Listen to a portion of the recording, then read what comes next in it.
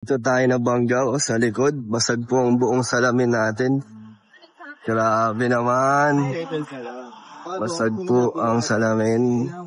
At yung bumper, may damage. At yung sensor sana hindi naman sira. Sana pumasok lang. Masabi ka buko. Alay ko! Alay ko! Masabi ko na sa iyo ay! Nagkano nga? Alay ko! Naka! Ay ka! Lasing. Lasing. Alay ko! Sinabi ko ba kayo wag mo nang pagkain ng sakyan? Alay ko! Nakainom ka! Mahila ito. Oh, ito kuya, Ito ang palit ano, na to, palit na yan. palit yan. Ito din, na mapapalit pa yan. Dok, ano nangyari, Dok? Ano nangyari? Bakit bumangga ka sa amin? Biglang preno eh. Hindi na kinaya eh. Mabilis pagka kayo. Mga kalino, hindi nasa ang pangyayari po dito sa... So yun guys, good morning, good afternoon, and good evening po sa inyong lahat. Ito muli ang inyong lingkod, Batang Elio. And guys, kakaiba po ang pag-uusapan natin ngayon dahil kamakailan lang at nagkaroon ng mga sunod-sunod na pangyayari o aksidente sa mga sasakyan ni Kalingap Rab, Doc Lab. And ngayon naman po, pinakabago ay kay Kalingap Dan na kung saan ay ang nangyari na Doc Lab and Kalingap Rab ay bumangga itong si Doc Lab po sa likuran ng sasakyan ni Kalingap Rab noong time na papunta silang Maynila para mag-attend po ng isang event sa Family Feud. So yan guys, and ang sumunod naman po ay binangga naman ulit ng isang lasing na nagda-drive yung likuran ng van ni Kalingap Rab. And ito nga pinakahuli guys ay yung sasakyan naman po ni Kalingap Dan ang nawasak ang likurang salamin po dahil sa isa na naman pong motorsiklo na bumangga.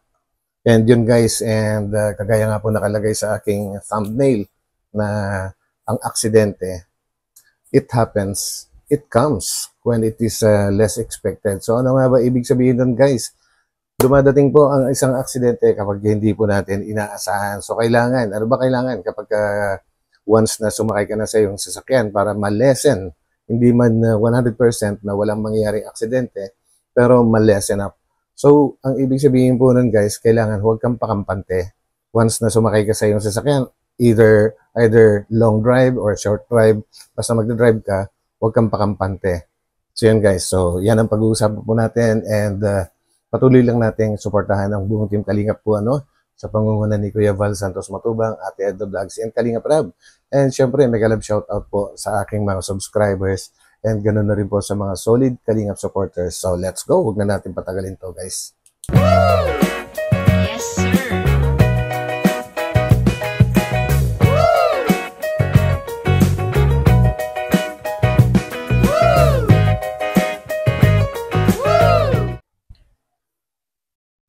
So, and dito tayo nabangga sa likod. Basag po ang buong salamin natin. Grabe naman. Basag po ang salamin. At yung bumper, may damage. At yung sensor sana hindi naman sira. Sana pumasok lang. So, aksidente nga naman talaga. Bumangga sa atin yung motor sa likod. Di ko alam bakit. Ang takbo lang namin, mabagal lang naman. Tapos biglang huminto kasi yung sa harap namin, and biglang nagulat na lang kaming bumangga sa likod. Nag-usap naman po kami nung yung bumangga sa atin na mga rider, at siya na daw ang bahala sa kanila para kasi sila naman daw may kasalanan, aminado naman siya. So, police report na lang. Willing naman daw po siyang willing daw siyang magbigay kung magkano. Magkano kaya estimate na ito? Saan? Hindi naman abot ng 50 mil? Actually guys, regarding nga sa binabanggit ni Kalingap Dan na kung magkano, if ever na mayroon si Kalingap Dan na comprehensive insurance, ay pwede po niyang ipasok sa insurance yan And magkakaroon lang siya ng kaunting participation fee kung tawagin po, ano. Siguro nasa 4,000 something lang ang idadagdag niya at bahala ng yung insurance. Kanya nga lang talagang matagal po. Matagal ang proseso nun po, ano. Pero kung hindi naman nagmamadali, ay pwede mangyari yon. Sasagutin na ng insurance yan. And ito nga pala guys ay nangyari sa sa Tanay Rizal na kung saan yan po yung isa sa pinakadelikado na lugar. Kailangan alerto ka talaga dyan dahil napakarami pong mga kamote riders kung tawagin, mga nakamotorsiklo na napakarami po dyan. And one time, pagka nagra-rides kami dyan, kailangan malaki yung grupo namin para medyo iwas sila. Pero pagka mag-isa ka lang or dalawa kayo, medyo delikado po yan guys. So, ingat-ingat. And mabuti na lang din guys at ganyan lang yung nangyari sa kanila. Motorsiklo yung humampas or tumama sa kanila, ano? And yung nabasag na likod ng salamin, siguradong yung tao ang medyong humampas dyan. Helmet, mukha.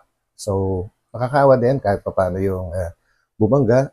Kahit sabihin pa natin na kasalanan niya, ano? Pero napag-alaman din natin na may kasama yata silang aso, yung nakamotor po, ano? So, nakakadagdag po ng ano yun guys, ng nakakasira ng concentration sa driving, yung aso, lalong motorsiklo ang dala mo. Hindi dapat yun. Pinagbabawal din po yun guys. Pagka nalaman ng otoridad dyan, nako, may kalalagyan yung nakamotor po. And, ayun, tuloy po natin guys at para malaman po natin yung ibang mga detalye.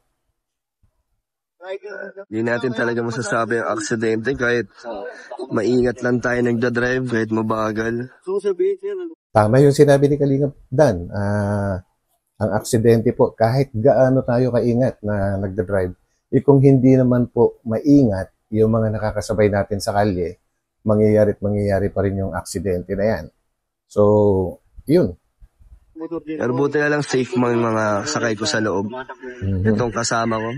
Good. At si Jenny.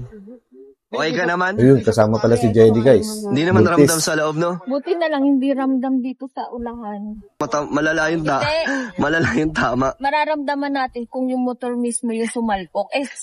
Tao yung sumalpok. Hindi, motor din. Sira nga yung motor niya. Sa ilalim, pero ang Tumama na yung motor niya dito. Kaso, tumama lang siya. hindi Pero na kaya nung preno niya talaga. ang pinaka-sumalpok, sarili niya. Sarili niya yung helmet yung pumasok dyan, no? Alam niya mabilis eh.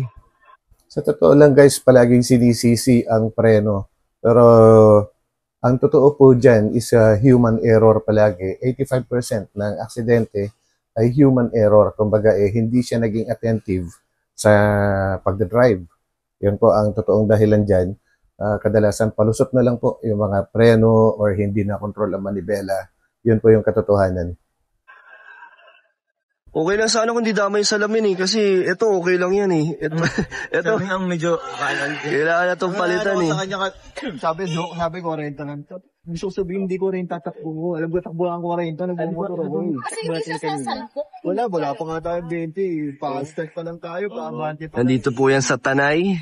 Shout out. Sa Tanay. Ang malas naman natin. Ayan na si Guyo. Bakasyon namin. Pero hindi siya yung rider. Pero okay naman po sila. Okay naman daw. Mabuti naman. Ayun, yung aso. Sira din yung motor nila. At okay naman daw po yung mga rider. Ayos naman daw sila. Kung sa akin lang, kung hindi naman to na damage, wala naman akong hahabulin. Hindi ko naman sila siguro nasisingilin kung ito lang.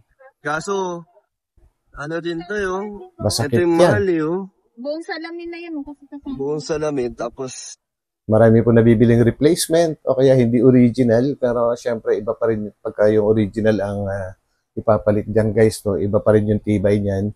And makakabili naman kayo niyan sa Banawe, sa mga surplus. Or pwede rin kay Aguila Glass. Marami na rin po siyang mga pangsasakyan. Kung dati ay pambahay lang yung mga salamin na binebenta niya, ngayon pati pangsasakyan na at napakaraming branches nun. Uy, libre advertisement siguro kung magkano lang yung kaya nilang ibigay, okay lang. Siguro nasa no? Hindi naman siguro abot 50 mil, no? Hindi naman. Grabe. Yun. Hindi, More, tanong dito, ito paano pa to?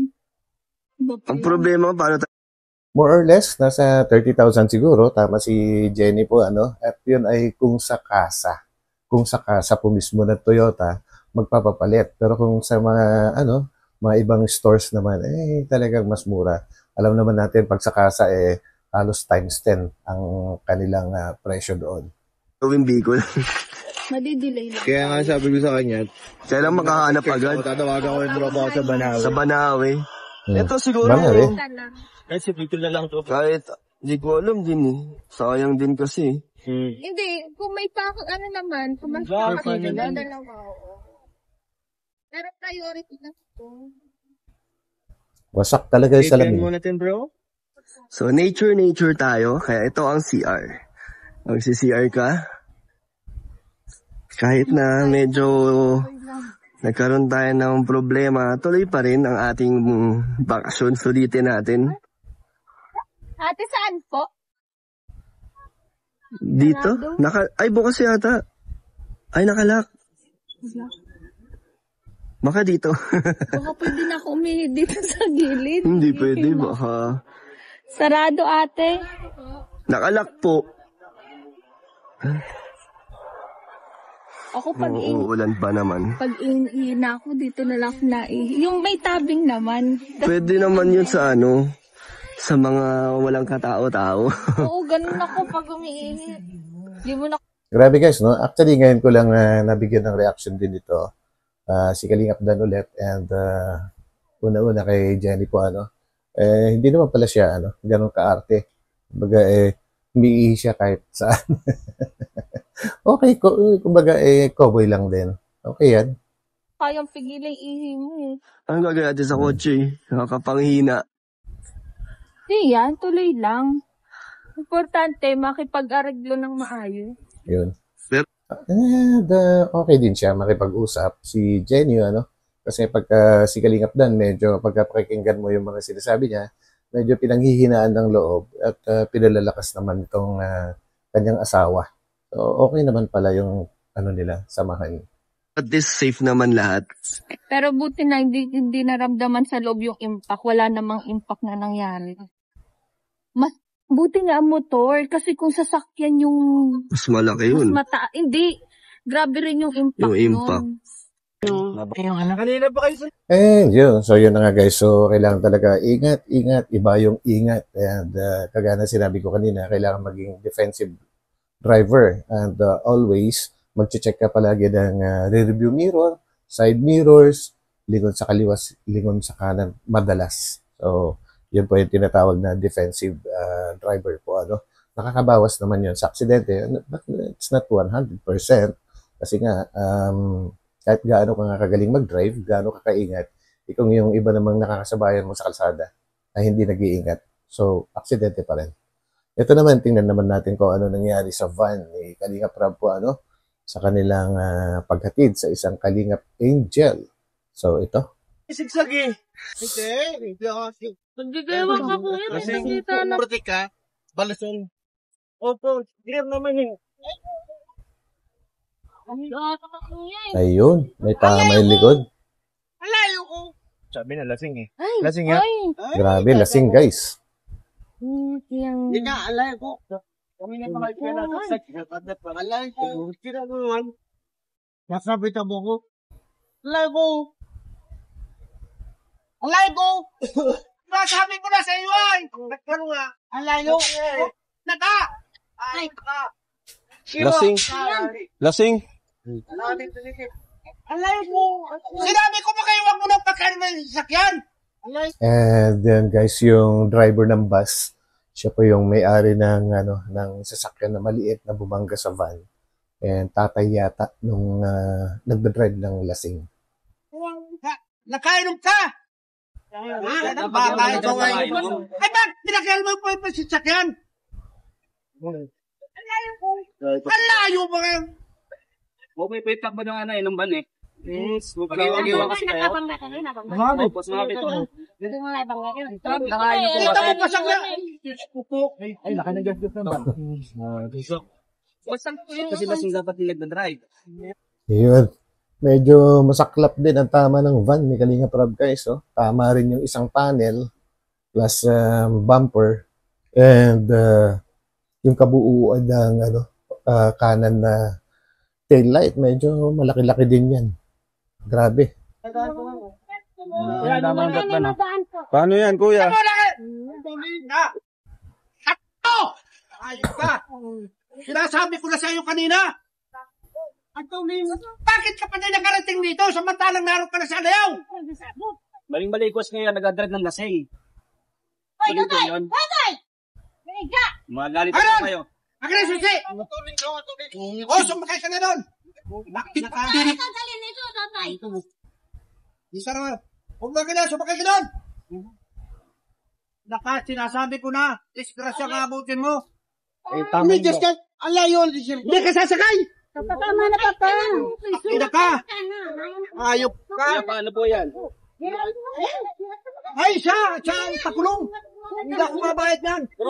Kayo po yung may-ari nito po? O may-ari nito, siya ang pakulong ninyo, hindi ako mabayad yan! Dapat hindi na po nag-drive niya. Dapat po hindi pinag-drive ng lasing. Sabas ka, makinig ka sa akin. Pasok! Pasok ka! Pasok ka! Pasok! Anak ko yan, driver din sa basa yan. Anak niya? Mahila ito. Oo, ito Ito ang ano. palit na yan. Palit yan. Ito din, na mapupalit pa yan. Ikaw nag-ano na ako ng pulis. Ikaw ang kasalanan natin yan. Sino ko lang, papakita ko. Niti mo pa ako ah.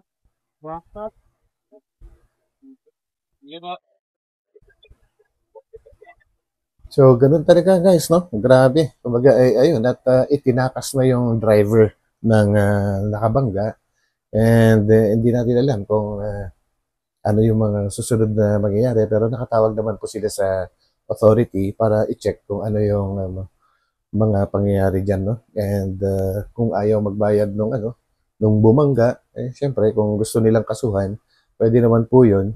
And kung sakali naman, ay sigurado naman ako na may car insurance naman yung sasakyan po ni Kalinga Prab.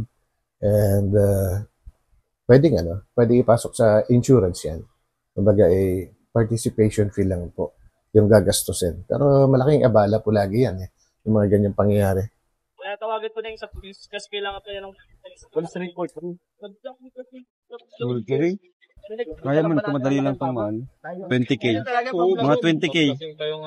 Baka mas mataas pang abro kasi. Mas mataas pa. Ayan nga. Ay, ito. Buo yan. Buo. Hanggang dito.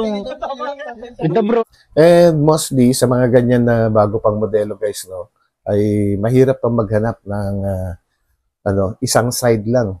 Kadalasan kasi pagka bibili ka ng mga ganyan, ay pares talaga, no? Swertehan na lang kung may mabibilan ka ng surplus na na isang side lang kagaya niyan, yung tinamaan. Lalatahin ulit yan at nagdikit na dito yung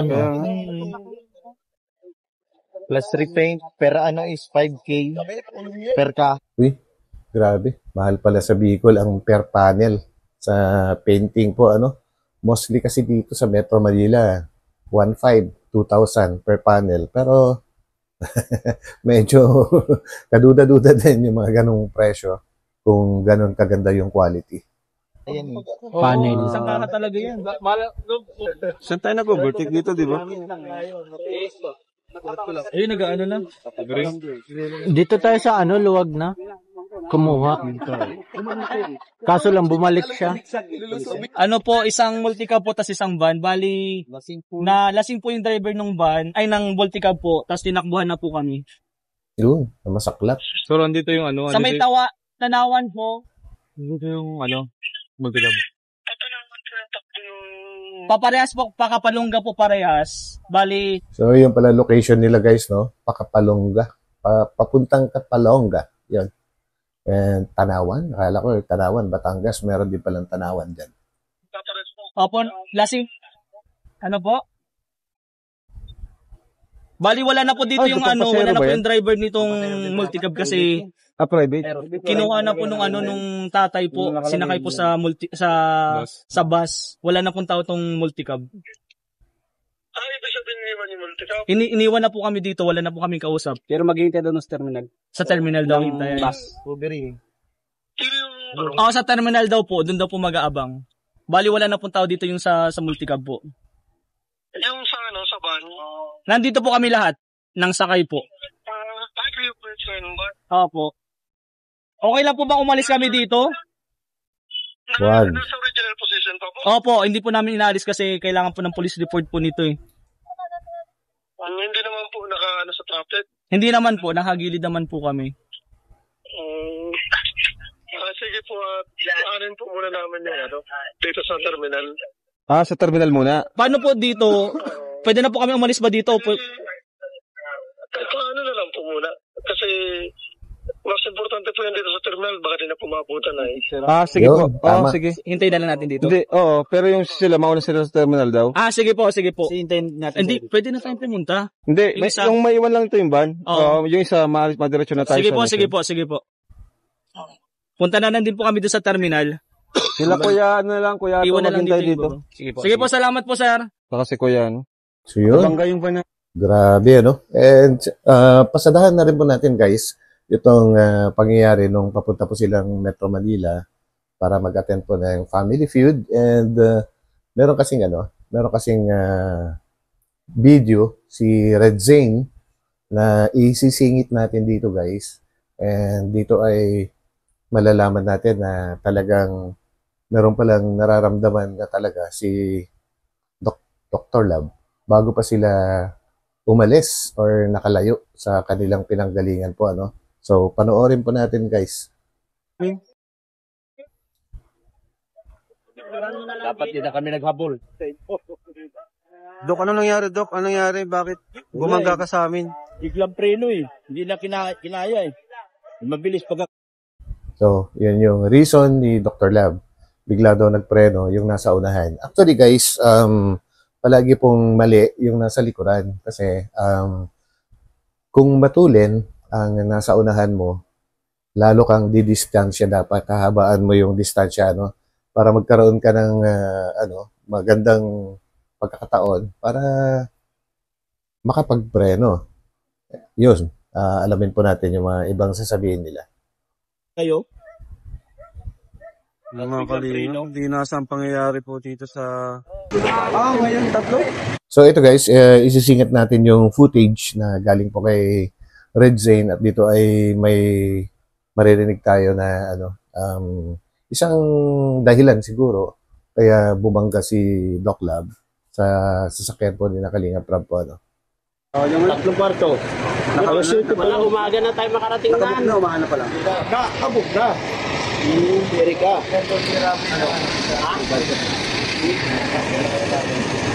Biscuit daw, tirabay. Ano yun? Hotel? Hotel? Hotel. Hindi, hotel yun. Yung tayo kasi dun. Sa hotel, ano lang yan sa isang kwarto? Mga apat. Pero walang biscuit. Walang biscuit. Kita-kita dito sa hotel. Kanina pa kayo dito, Tol? Oo. Kanina pa ay. Dalawa lang kayo? Dalawa lang kami. Gusto naman sila namin isla. So yun guys, no, talagang humabol lang pala sina Doc Lab at saka si Red Zane, no? Hinabol nila sina Kalinga Prab. Kasi may ginagawa pa sa bahay. Ano po yung bike?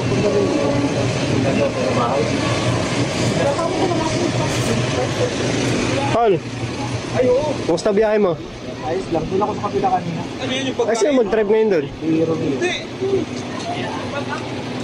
Kaya man doon yan. Parala. Kumain, no? Pabili lang tayo tinapay. Ha? Oh, pwede ka. Ayan na, sa amin na yan. Tingnan na lang yan. Subukan mo na lang ako. Oh, ako naman. Hindi, mag-change na lang kayo. Ako naman, drive muna. Hindi na, nahihilo ako. Para ako mamatay kanina. Sige ma'am, salamat. So yun guys, no, at narinig natin yung sinabi ni Doc Lab tsaka ni Red Zane. Sabi ni Red Zane, siya daw muna mag-drive. Sabi ni Doc Lab, talagang nahihilo daw siya at para daw siya mamamatay. Papakiramdam. So, tuloy po natin. Guys, binigyan tayo pagkain. Wala kaming pagkain. Buti na lang, naawa si Ma'am Jack sa atin, Dok. Nok. So ito guys, no, masasabi ko lang dito, isa ito sa mga nagiging dahilan ng aksidente. Kapag ka po may nararamdaman ka, tapos magdadrive ka pa, kahit yung gutom ka nga lang, hindi ka na mapakali sa pagdadrive. Yung naiihi or gusto mong magdumi, lahat po yan ay nagdudulot ng ng aksidente. Dahil hindi ka na mapakali, di ba guys? Wala na, sira na yung concentration mo sa driving. Gusto mo na magmadali. And pakinggan pa natin yung ibang sasabihin nila dito. Buti naawa. Karoon tayo ng pagkain. Paano kakain, Dok? Dok, maatras daw. Atras daw, atras. Dok, atras daw. So talagang gutom po, ano? Gutom talaga.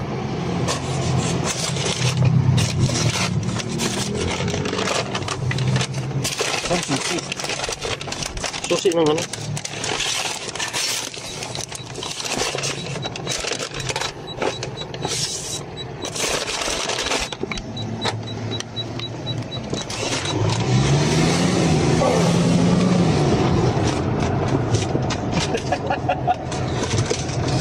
Di balitan lang tayo.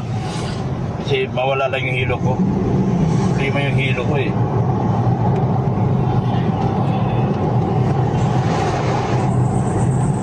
May stopover pa naman ata to?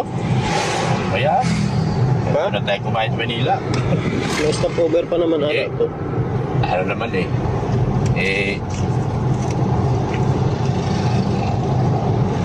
Mahiwalay din naman tayo maya dahil natin pa ako ng Pasay.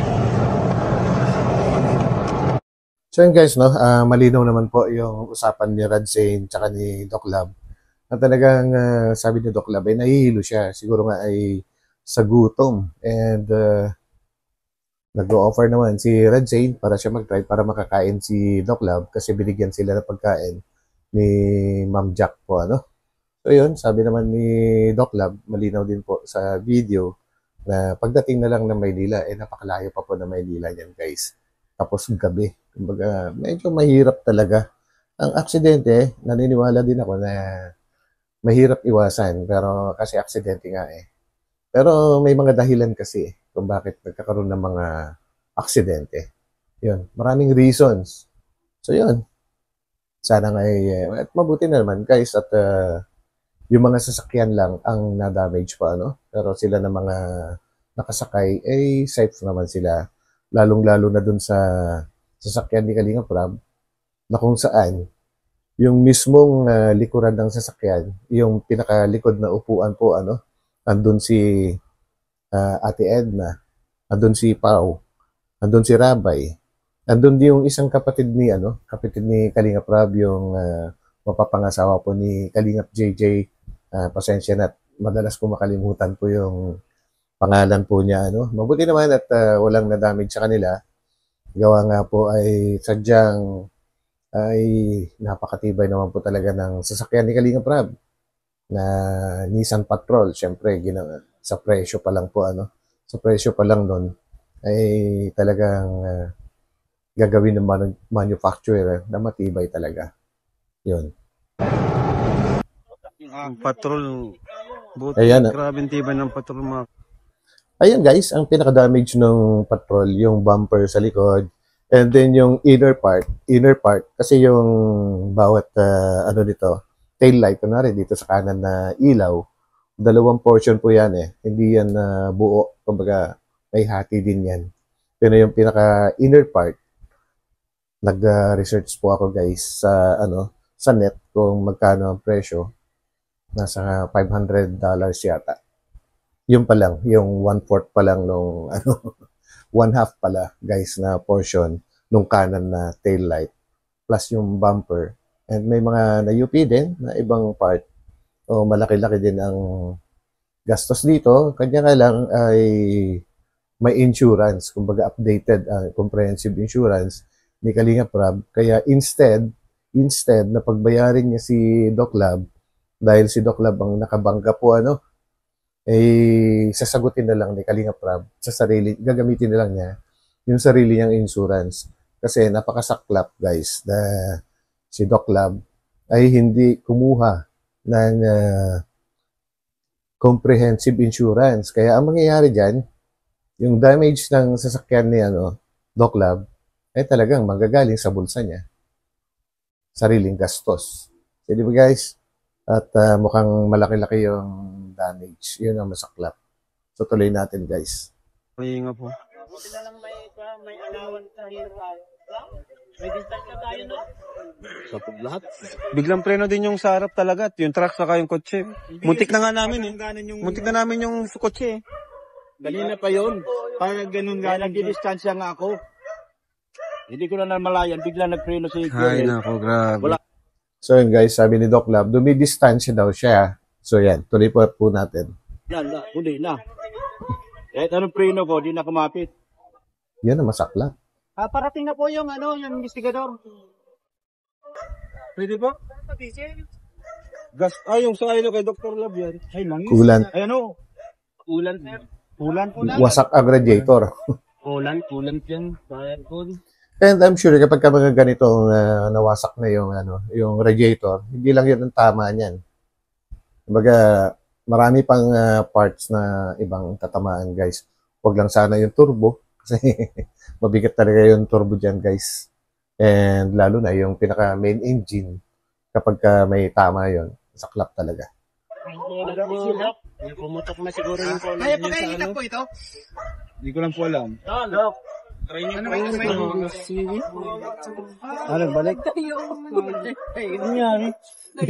Ano baby? Grabe. Di man nag-iyak tayo ng kalbo.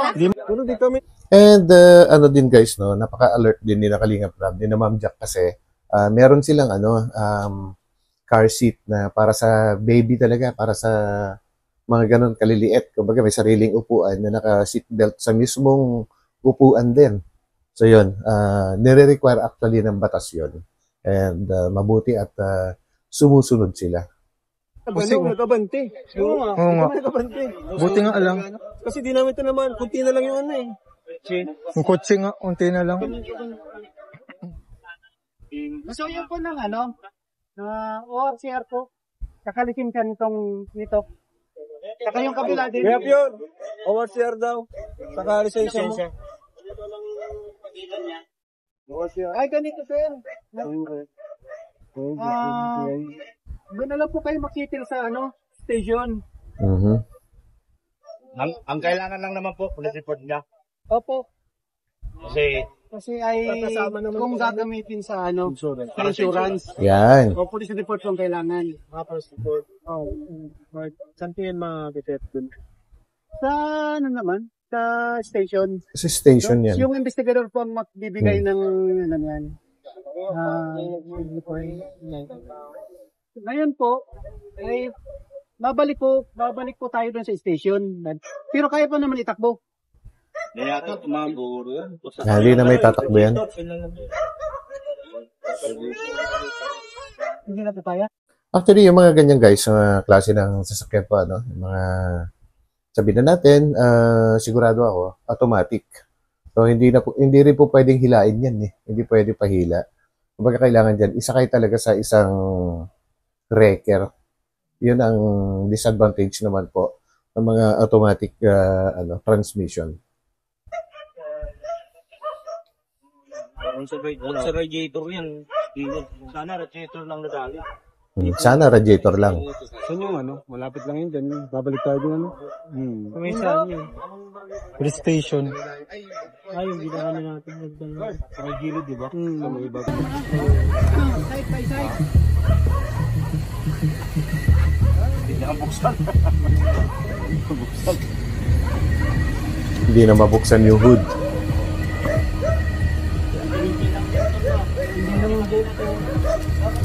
Kailangan na itabi po ito. Sabi, pero kung lalayo, baka Hindi na kayanin.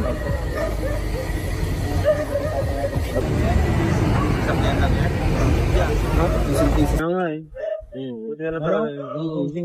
Nakadang-impact yun. Lapas na. Hindi nga umabante. Yung umabante, di namin tama. Kasi kunti na lang din sa kotse. Hindi siya umabante. Itong lakas parang matras to. Ito pa yung na... Kasama po ba kayo din, sir?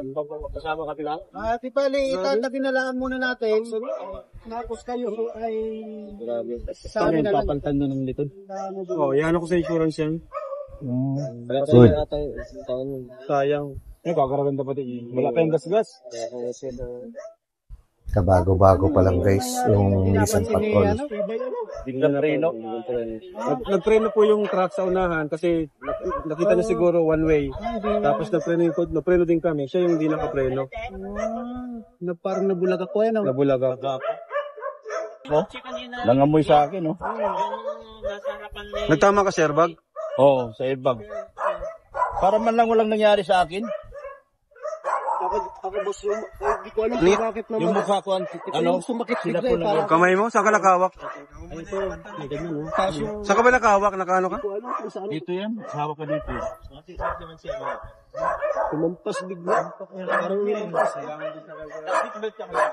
Yun guys, no? Pati si Red Zane, siya yung may pinakamalaking damage sa tao. Yung mukha niya, medyo hindi daw niya alam kung saan humampas at masakit daw. And yung kamay nga niya ay namamaga. I'm sure, effect po na ngayon. Effect po ng airbag po, dahil yung airbag talagang napakalakas din ng impact niyan guys. Nasaktan siya, pero yun naman po, nagligtas sa kanyang buhay. Dahil kung sakaling walang airbag na sumalo sa kanya, sa lakas ng impact ng pagkakabangga nila sa sasakyan ni Kalinga Prab, malamang humampas siya. Mukha niya humampas sa dashboard. And yun ang masaklap. Ito po yung patrol natin. Ito yung damage niya. Although malakas yung impact. Ang lakas ng impact niya pero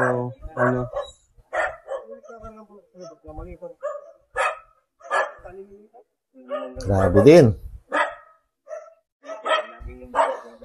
Bro, may ano ka dyan yung parang detectorize? Ano? Lalagay namin warning device. Warning device. Lalagay natin dito din. Ano yun? Yung baga kung ganun. Naghahanap si Beshi ng early warning device guys. Kumbaga, requirement din yan. Pagka may sasakyan ka, isang kulay, sa ngayon ang nire-require dyan, isang kulay dilaw at saka isang kulay pula. Dahil pagka magpaparegister po kayo, ay nire-require din yun. Hindi pwedeng marehistro pagka wala kang ganun. So, dapat lahat ng mga sasakyan may kanya-kanyang set ng EWD, Early Warning Device. Importante po yan. Kaya ganitong pangyayari, yan po yung nilalagay sa bandang likuran, at least mga 15 meters away doon sa pinakalikod ng sasakyan para naman po pinaka-warning doon sa mga paparating na sasakyan po. Kasi nagre-reflect po yun. Yun.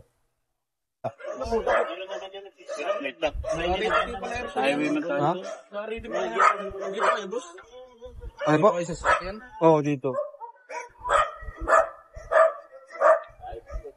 Kawawa ko yung sasakyan. Isang patrol bumandong dapat. Ay, kung nasabi, tibay bro ng patrol. Kaya nga eh. Sobrang tibay. Grabe yung patrol. Matibay talaga yan. Mamahalin yan guys Nissan Patrol. At saka yung unahan ng sasakyan ni Doc Lab, malambot. Kasi ang pinaka-bumper lang naman po yan guys ay fiberglass. And then halos mga fiberglass lang ang tumama. Tapos ang kasunod ng fiberglass, radiator na, at saka main engine. Kasi yung kay Doc, si Doc na yun, matanda na kasi si Doc. Dapat may mahina na rin ng pag matanda na. Saka dapat di siya nagdikit. Dapat Nakadikit medyo malayo pala. distansya. So yun yung sinasabi ko guys, kapag kaya mga gabi at mabilis yung takbo, kailangan habang bumibilis, dapat lumalayo ka rin para magkaroon ka pa ng chance na makapagpreno. If ever, kakaroon ng sudden break doon sa iyong unahan, and dapat lagi kang nakatutok talaga guys sa nasa unahan mo, and ganoon din sa mga nasa likuran, maging defensive driver palagi. Yun. Ano lugar na to, kuya? Magsaysay. Yung magsaysay na po ito. Ay, na yung polis. Timonan. Timonan. Nasa Quezon na sila. at timonan. Hindi na yung makakaabante si Doc. Grabe, tibay ano? Tibay. Grabe. Watak na yan, no? Lalo na kung di ko tinanggal yung nandito. Buti pa. Yung tinuturo ni Kalinga Prab guys na tinanggal daw niya, yung po yung tinatawag na toe hitch. Panghila naman po yon. If ever nakakailanganin, nakausli po talaga yun. Nabakal guys, nakausli talaga yon. Eh kung hindi pala niya tinanggal yun, ay maaring mas malaki yung damage nung sasakyan ni Doc Lab. Hindi ko tinanggal, ano? Kung hindi mo tinanggal yan, Yung dyan, buti pa hindi ko tinanggal. protection pa yun, baka hindi pa niya bumangga. Meron yan dyan, yung parang hook. Kung meron yung Toe hitch. hindi kasi mataas ito ay. Yun yung sinasabi ko kanina guys na part ng tail light kung saan hawak-hawak ni ni sino ba to? Si Lakay. Si Gilo Mags. Yan po yung nagkakahalaga na ng guys ng $500. Ewan ko lang kung meron ng available sa kasa dito sa Pilipinas kasi mga bagong modelo pa lang to. So yun. Sana nga meron. Kasi ito tapos mababa lang ito. Iba yung patron, grabe. Yung kay Doc pa yung kinawawa. Doc parang... Kawawa. Hatian mo ko, boss. Aroy!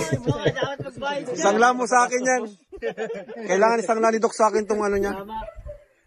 Isangla ni Doc sa akin yung Problema dito, walang insurance. May insurance. Wala. May insurance niya to sa video eh. Ay, okay yan. May insurance ito. Ayan, walang insurance. Lugi ka, bro. Siya na nga yung bumangga. Siya pa yung dyan. Piskit talaga. Sa pumapabayad. So yun guys, no? Masaklap. Medyo masakit talaga yung damage ng sasakyan ni Doc Lab at yung pinag-uusapan nila na walang insurance. Lahat naman po ng sasakyan ay may kanya-kanyang insurance yan. Kanya nga lang yung tinatawag na TPL. Kumbaga, pag ikaw yung binangga, pwedeng gamitin yung insurance na yun. Pero once na ikaw ang bumangga, hindi ka na covered ng TPL. Ang kailangan mo ay comprehensive insurance para covered naman pagka ikaw mismo ang bumangga or naka-aksidente sa ibang sasakyan o sabihin na natin ibang properties o tao. Yan. Kasi iniimbestigahan naman po yan ng pulis po. So yun guys, walang may gusto na magkaroon po ng aksidente pero maaring maiwasan or ma-lessen up man lang yung possibilities na magkaroon ng aksidente kung aware ka sa iyong mga ginagawa pa, pagiging defensive driver. Una-una, bago ka umalis ng paggagalingan mo or bago ka sumakay sa iyong sasakyan, meron pa mga basic na chine-check dyan. Kumbaga, check mo yung unang-una, yung preno. Meron ka pa bang brake fluid? Tapos engine oil. Lahat yan, mga sabihin na natin coolant. Pati po yung tubig ng wiper. Kailangan din po yan guys. And mga gulong mo, makakapal pa ba? Kaya pa bang umabot sa iyong pupuntahan? Yung tire pressure mo, pantay-pantay ba ang hangin? And mostly, syempre, yung physical health. Ikaw ba'y nagugutom? Ikaw ba'y nahihilo? May sumasakit ba sa'yo? Kailangan, wala, bago ka mag-drive. Lalong-lalo na, long drive. So, yun lang po ang aking may ambag. And kaya naman natin na-reaksyonan to para maintindihan din po natin guys. So, yun. At hanggang dito na lang ulit. Maraming salamat sa pagsama ninyo guys. Tandaan, ang aksidente, nangyayari yan kapag po hindi natin inaasahan. So, kailangan be prepared at maging defensive driver. So, yun. Tumuli ang inyong likod, Batang LU. Magkita-kita po tayo ulit sa aking susunod na upload.